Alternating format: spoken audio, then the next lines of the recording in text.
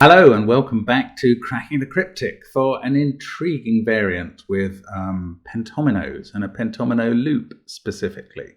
Now, just before that, let me remind you about the Kickstarter campaign, 7 or 8 days to go. Do get on board if you want to get one of the books that we're going to produce, Cracking the Cryptic's Greatest Hits. It's definitely going to have 35 classic puzzles from the past. 10 of them are still due to be selected from a long list of possibles by you guys, and 25 that have been selected by us. And in addition to that, there's going to be at least 25 new puzzles from some of the world's best setters. It's going to be fabulous. Do sign up to the Kickstarter campaign, please. And still a few days to go on the Patreon competition. And indeed, sorry, not the Patreon competition, the Patreon reward puzzles, but also the competition to try and solve Sam Cappleman-Lynes' new puzzle as elegantly as possible. So a link will be in this description if I remember, and in the past couple of days' videos if I don't.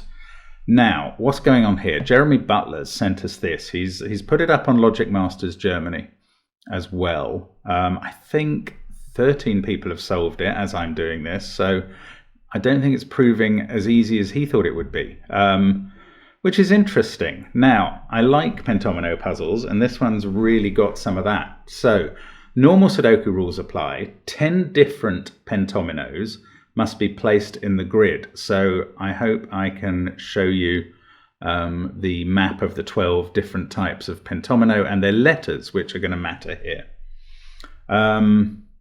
Each pentomino, the pentominos placed never use these given digit cells, so the big digits aren't used. Each pentomino touches exactly 2 other pentominos orthogonally, and they form a loop, so a path could be traced orthogonally around all 10. But each pentomino may only touch another on one edge of one cell. So I guess we could have a pentomino there and another one touching it there, although of course that would break the rule about us needing different shaped pentominos. So maybe one there and one like that. And that could touch another one like that, and that could be a P, and look, we'd actually hit the P in the grid, etc. Anyway, we're going to have to create a path or a loop involving 10 of those different shapes. Now, let's get on with the rules, sorry. Pentominos act as killer cages in which digits may not repeat, and corner clues in the grid indicate the sum of the pentomino's digit or its shape. So when it's a number, like 27, the 5 cells in the pentomino add up to 27.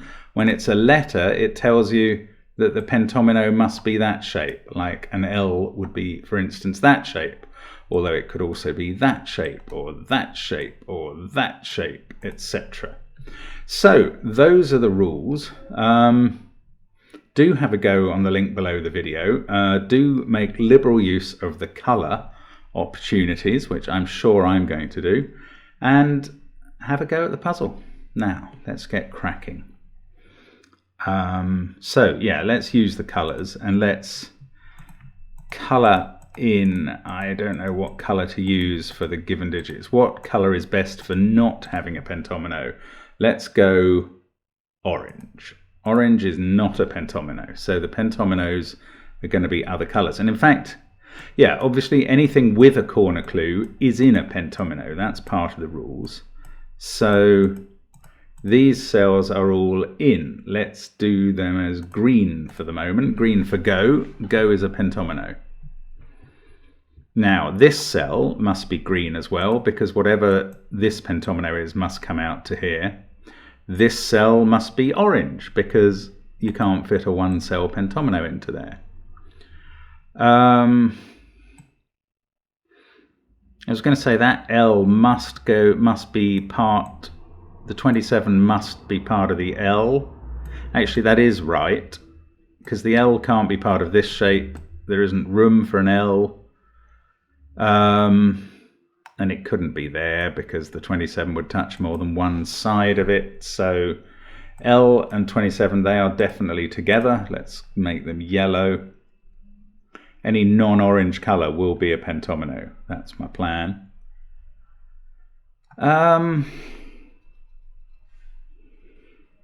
Oh, X. X is a very restricted pentomino. Yes, it can't be here, or it would touch that 24 in two places, there and there.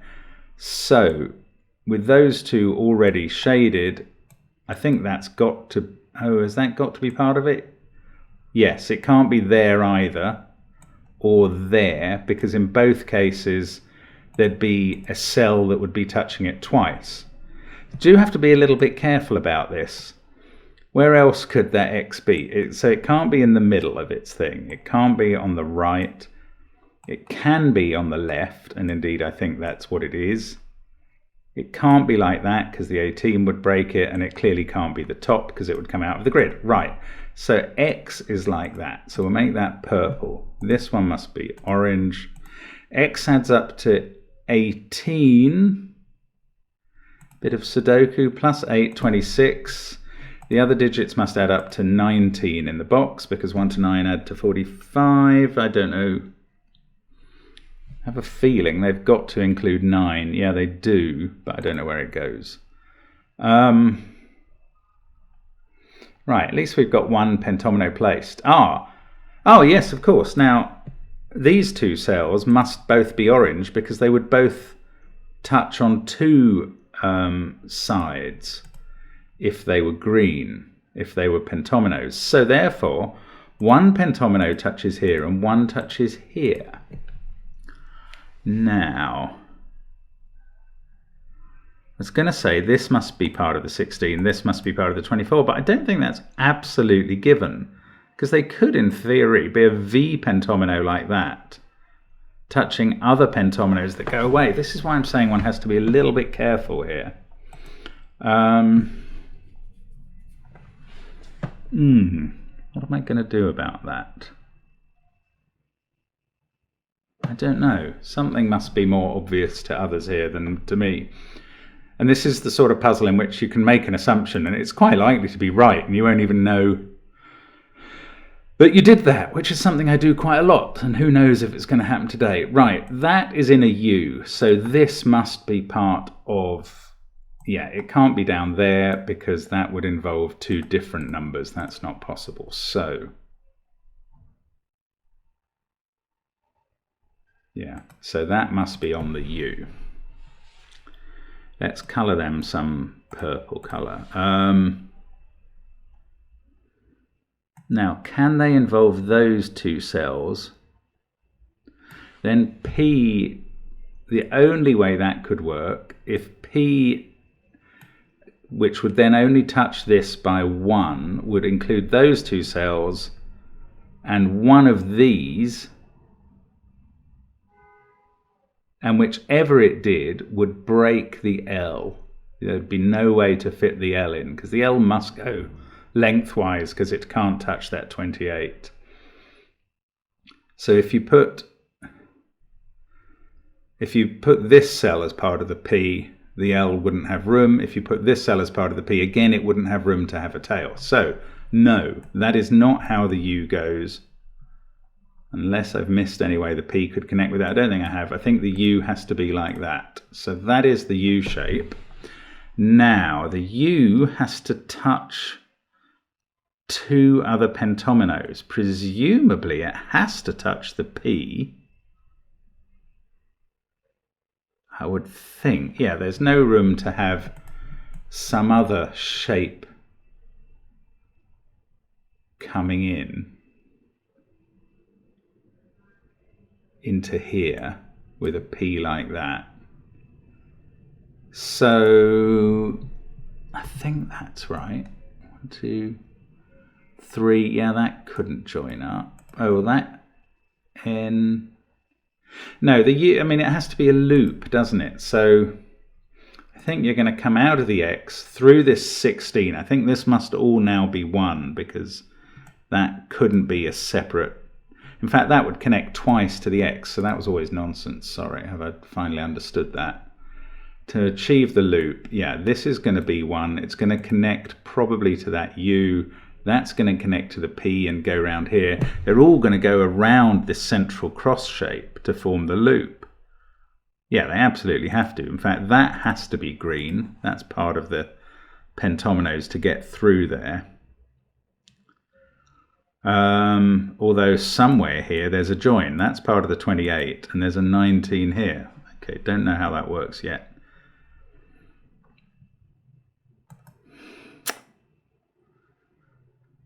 Just want to make sure I'm not messing anything up here. Now, this 24 shape has to be different from the 27. Let's color the 27 purple. Now, can the 24... That has to be part of the 24, because it can't get around here to be part of the 27, or it would break the rule with the 24. And it can't do anything else. Again, it would break the number of touches it was having with other things. So this is part of the 24. And it doesn't come here. So it must come up here.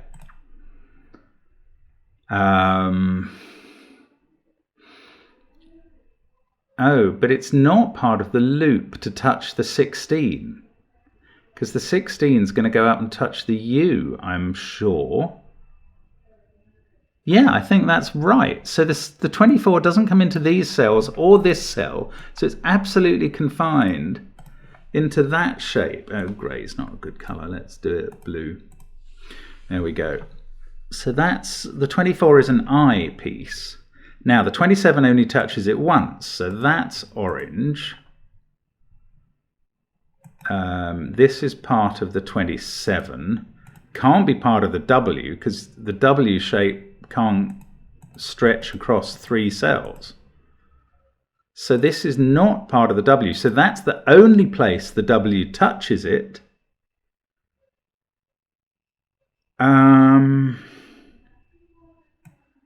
So the W can't be like that, or it would touch it twice. It could be like that, or it could be like that.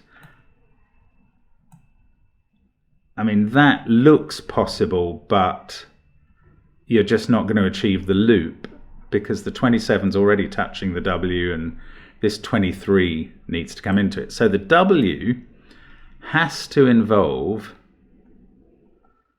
those cells down there. Now it either carries on there or more likely, I think, there. Now what happens to this purple so that it doesn't touch the green?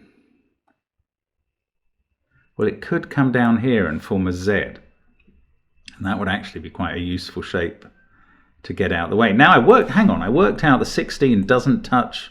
Yeah, this blue eye is already touching too, so it can't touch another pentomino. So this 16, the only way to stop it getting up there is to be an F in there. Let's make that yellow because that's all done. Okay, so that's got its one touch on the U. This is not part of the pentomino then. This must touch the U. It must be the next pentomino. Must, I think, be part. Yeah, it's obviously part of the P. Now, with those 3 coloured in the P, it could be those 2 as well, but it could also be that and just one of them. I don't know how to resolve that. I don't think it can be this one. Oh, it could actually. Yeah, that would be fine. Ah, okay. In fact, how's this L going to fit in? That's one way. That's another way if the P does stick out one cell. No, that's not possible. It needs to take in the 27. Yeah, the long piece goes across here. They must all be part of the long piece of an L. So it's either like that or like that. Can't be like that anymore. So hang on, what is it? But something's got to touch it, whichever way around it is. So if it's like that, This is already touching it.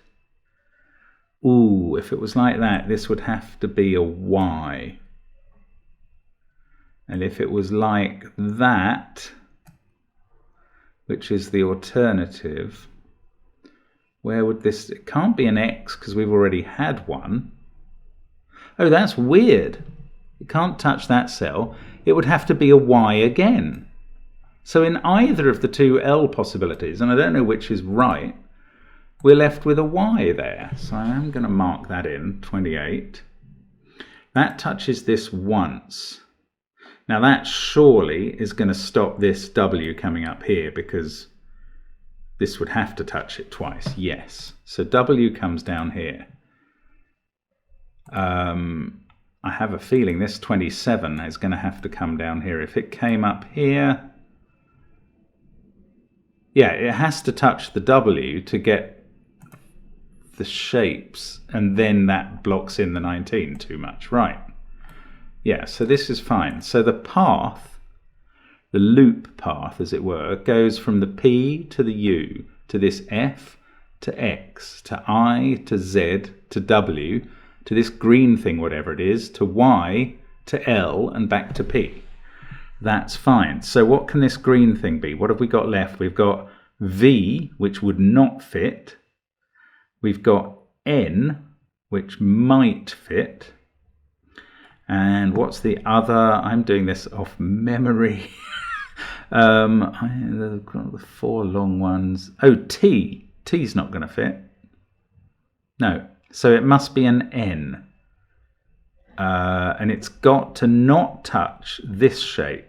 This Z is already touching two shapes. Aha! So the N has to extend to here. It has to be like this. Right. So let's orange out those cells. We've got the path all the way around, but we don't quite know what to make of L and P, because we've got these possibilities. L there. P actually has two possibilities there, one of which is that, or L there and P standing upright, and they're both possible. So we're going to have to do Sudoku now. 16 is 1, 2, 3, 4 and 6. So 5 and 7 there, 9 and 8 fill the rest of the box. Now we worked out that the 18 didn't have a 9 in it, so the 9 in that box has to be there, and that gives us a 9-8 pair up here. Now 27 for the U, it's already got 17. These add up to 10 without involving a 5 or a 7, so they're not 2, 3, 5. There must be a 1, can't be 1, 4, 5 or 1, 2, 7. That is 1, 3, 6. So 2 and 4 are going to go in the remaining cells. Now down here, oh hang on, 1, 3, 6, 8, 7, 9, so 2, 4, 5 in the remaining 3 cells in box 3. These two add up to whatever 45 minus 18 minus 8 minus 9 is, which is 10. And they're not 2, 8, and they're not 4, 6, and they're not 9, 1, so they are 3, 7. So these two remaining ones in column 7 are 1 and 6. Okay, well that's a decent start. Now, 24 plus 7 is 31. Ah, these three add up to 14. Oh, and 5, 4, 3. Yeah, so the P can't be standing up there like that, because they couldn't add up to more than 12, which wouldn't be enough for the column. So that is orange. The P is lateral in some way, but I still don't know which way. I don't know which one of these 3 cells remains white. So I can't deal with that, but I don't like my colour scheme at all, by the way. It's very, very messy. Never mind. It's what I'm stuck with now. Right, 24. 8. Ah, look, 8 and 8. Oh, that's nice. Yes. Where does 8 go in row 5? Well, it's got to be in one of these two cells, given where it is in row 4 and 6. But in this cell, in the 19 cage, that would leave it needing 11 in the rest of the cage out of 4 cells. 1, 2, 3, and 5 is the only way of doing that. And there's already a 3 there. So this can't be 8. 8 must be here in the blue. Does that tell me anything about the 14 total up here?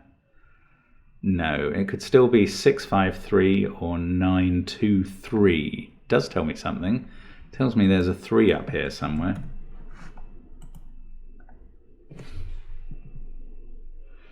Four is down here somewhere, just by Sudoku. That's kind of the corollary to 3 being up there. Actually, 3 being up there is interesting. Wherever 3 appears in the P pentomino, which is 15 and therefore 1, 2, 3, 4, 5, I think I said that earlier, it can't now be here or here because 3 is in one of those 3 cells. So for the box, it can't be there. For this box, it can't be there. So it must be in one of those 2 cells to be in the shape. So it's not there. Which is about the most minor deduction I could have made at this point. Almost useless. Now, 8 and 8 and 8. Right, I can place 8 in this box. One of those 2 is 8. That's not necessarily helpful at the moment. 23 in the W pentomino plus 8 plus 1 is 32.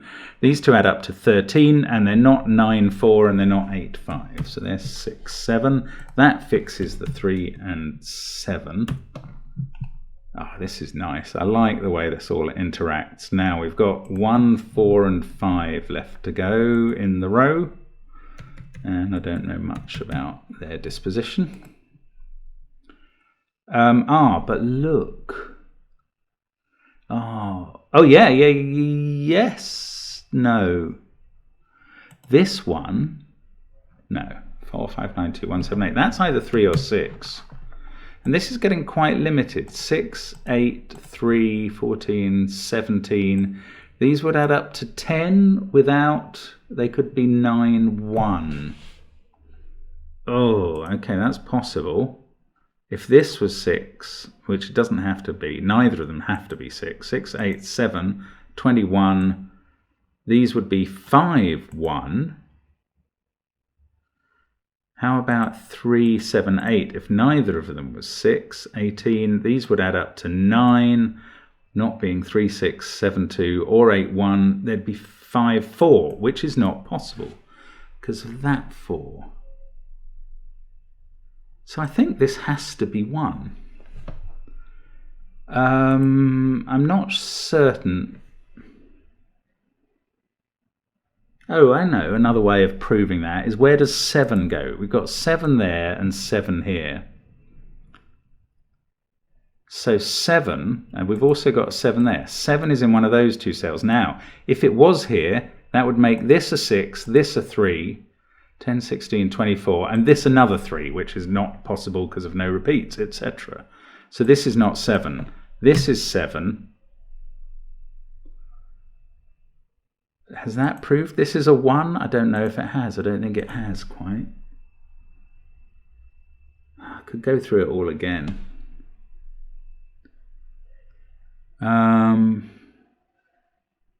Maybe this is going to give me something else. Look, this is now 1 or 6, forming a pair with this. So 2 and 9 go in those 2. That's obviously 9, and this is 2 where there's already 9 in the box. That fixes 4 and 2. These are from 1, 3, and 6. That's not very helpful yet. 4, 7, 5, 8, 9. I mean, I'm still tempted. Shall I try this again? It basically involves seeing where or whether 6 is in this Z pentomino. Let's make it a different color so it shows up as Z there. Now, if there was no 6 in these 2 cells, they're 3 and 7, 10, 18. These add up to 9, but They can't be 3 and 6. They can't be 8 and 1. They can't be 7 and 2. And they can't be 4 and 5. So that doesn't happen. So one of these is a 6. If it's that one, 8, 14, that's a 7, 21. These add up to 6. They must be 5 and 1. 5 and 1. If instead this is a 6 and that's a 3, 6, 9, 17, these add up to 10, not being 6, 4, 3, 7 or 8, 2, they're 9 and 1. So there we go, it is a 1. That did work. That makes this a 6, I say. 1 there, 6 there. Let's take 1 out of there.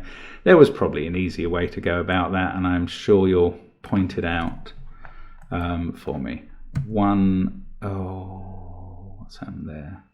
Undo, undo, right, 1 there. That's what I was trying to do. Not 1 here.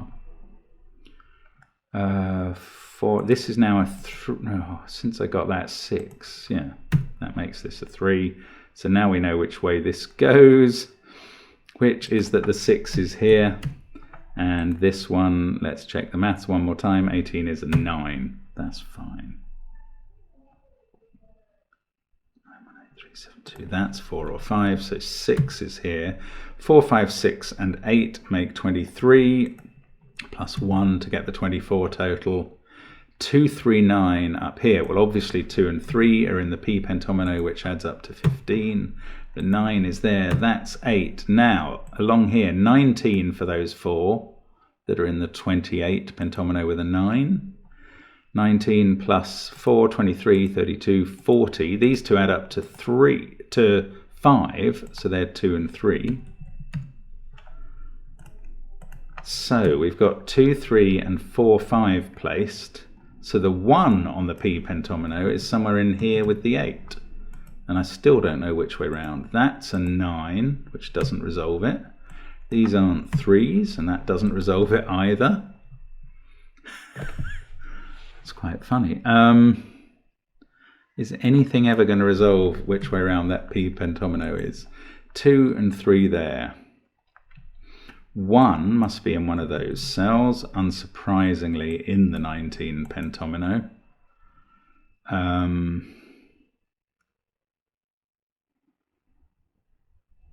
8, 1, 7, 6, 2 and a 4, 5 pair. So these are 9 and 3, and I can place them given the 9 up here. But these are from 2, 4 and 5, and I can't resolve them yet. Oh, how am I? Okay, the 19 pentomino. Right, if this was a 2, these add up to 17. We've already got 20 in the box, 37. These two would add up to 8. If 2 was there, they would have to be 6 and 2. They'd have to include a 2, and that is possible. So if 2 starts this N pentomino, that's what happens. If it's a 3 there, though, then the rest add up to 16, 36. These make 9. They don't have to include a 3.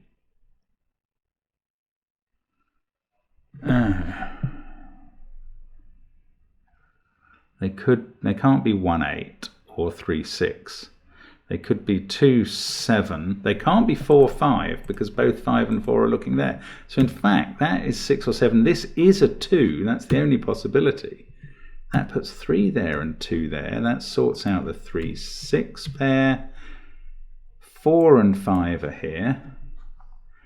1, 6 and 7 are there. So now this pentomino is 2 plus 4 and 5 plus 1 is 12 plus 7. So the 6 is not in there. The 6 is here. I have a feeling I did something circular and got something wrong there, but I think it's worked out in the end. 8, 6, 1, 9, 4, 5, 2. So 3 and 7 to place in column 1. That 3, no, it still doesn't resolve the P pentomino. 1, 6 and 5 to place here. I don't know how. Oh, we're going to have to use the L total, 27. But I don't know what's on it. I suppose 7 has to be here by Sudoku.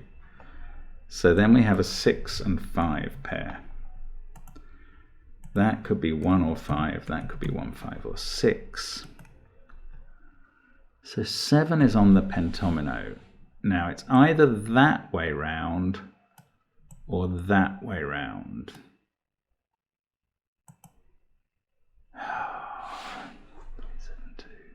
9. 9 must be here. That's the last 9 in the grid. Doesn't help with either of those pentomino placements. 2, 8, 6. That is 1, 4 or 5.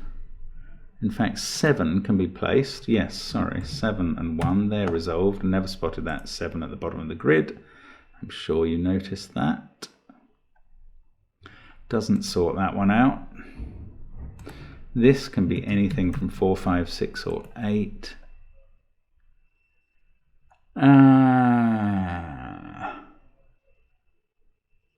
Oh, hang on. This can't be that way round now, because the only way that would now allow the P pentomino out would be touching it twice, including that cell. Right, so the L pentomino, right, sorry, I'd apparently done enough to understand its shape earlier without realizing it. So let's make that 27 total. We've already got 10. We need another 17. The minimums we've got would be 10. The maximums would be 19. 8, 5, 6. So we can only take 14, 19, 2 of those. So this can't be a 1. This can't be a 4 or a 5. Could that be a 6? 6, 5, 4. No, that's not enough. This can't be a 6. This is an 8. And then we have 10, 18. These add up to 9. They must be 4 and 5 at that point. And finally, we must have enough done to finish off. 5 there, 1 there, 5 there, 4 there. That fixes 5 and 4 here. We can come back to 2, 4 and 5 are done there. This is a 6 to complete the box. That does 1 and 6 over here. 4 and 5 does these two, 5 and 4. That's green, has been for a long time, part of the P pentomino.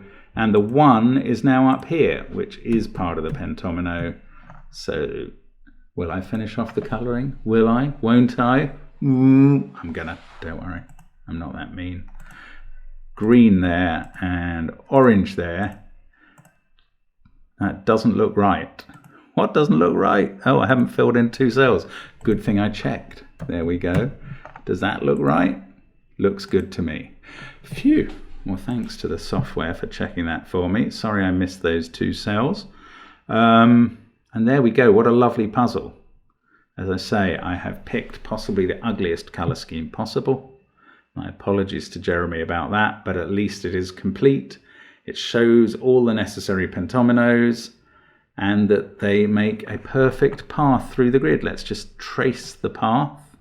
If you were a little ant wandering these pentominos, you would go this way. There we go, and back to where you started.